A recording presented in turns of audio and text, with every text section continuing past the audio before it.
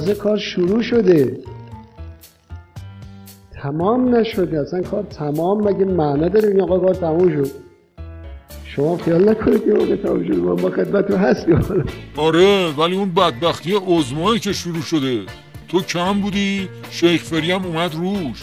حالا سیدعلی چی میگه؟ میگه من برتر از همه هستم، باید همه مملکت و همه دنیا و همه کره زمین در اختیار من باشه. بهش بگو عمامه رو بگیر باد نبره. طرف جوه دوتا اولاغو نمیتونه قسمت کنه، دنبال دنیاه. خب ریشه این داستان چیه؟ ریشهش مال همین تکبر و خود محوری و خود برتربینی هاییست که باعث آتش زدن دنیا و آخرت مردم شده و لذا نداره دیگه. تکبر کجا بود؟ این روزا سیدعلی زیر کفش کوسه کتلت شده. مشکل جای دیگه است. تو حالیت نیست، بزن کنار، بذار از شریک دودش سوال کنی. تو یکم از عظما بگو و از سالهایی که باش گذروندی. 50 سال 60 سال هر گناه مالی، هر گناه بدنی، هر گناه چشمی براشون آماده بود. ده بکش دهنه رو. بحث سیاسی ما رو بردی زدی تو خال خصوصی عظما و اون درد همیشگیش که بدبختش کرده. خب این چه رذیله است که یک ذره‌ش هم خطرناکه. ناکس وقتی پای دودش لم میدی رذیله نیست، حالا شد رذیله و خطرناک. ولی بیخیل، خاندایی ما میگه توسن اگه اولاغی که زیر بار ارعر میکنه رو ول کنی ادعای قاطری میکنه. پس بچسب عظما که زیر بار شیخ فری و اکبر کوسه داره زار میزنه.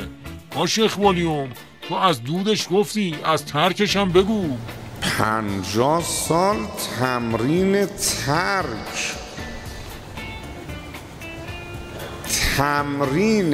ترک تلخ. خب مگه مرض داشت که خودشو بدبخت این داستان کرد؟ خب آدم طبیعتا لذت گراست، طبیعتا عاشق پول، طبیعتا عاشق عیش، طبیعتا عاشق نوشه. براش هم همه اینا از حرام فراهمه. طبیعت آدم که چه عرض کنم. البته عظمای نسناس دوم اون راحل نااهل رو چسبیده و نعل اونو زده. میگی نه؟ بفرما. شعریست که مال امامه.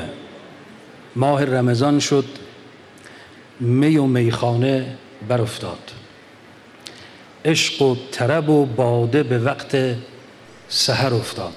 منظور دجال چیه که به سحر افتاد؟ چون ماه رمضان روز نمیشه، افتاد به سحر. این شعر مال امامه. ای بر پدرش. خب والیوم بالاخره سیدعلی چی کار میکنه؟ ترک میکنه، میگه نمیخوام. بابا تو هم که چسبیدی به مواد و ول نمی کنی. برو تو ریشه. بالاخره کوسه و اون توتن شیخ فری رو تو بیت شریک میکنه؟ قبول نمیکنه. پس با این حساب وضعیت واسه عظما چطوریه؟ خیلی سخت، خیلی سخت. بپا پس نیفتی. فعلا شما بزنید به تیپ هم، برنده آخرش یه جفتک پاشنه طلا مهمون خودم.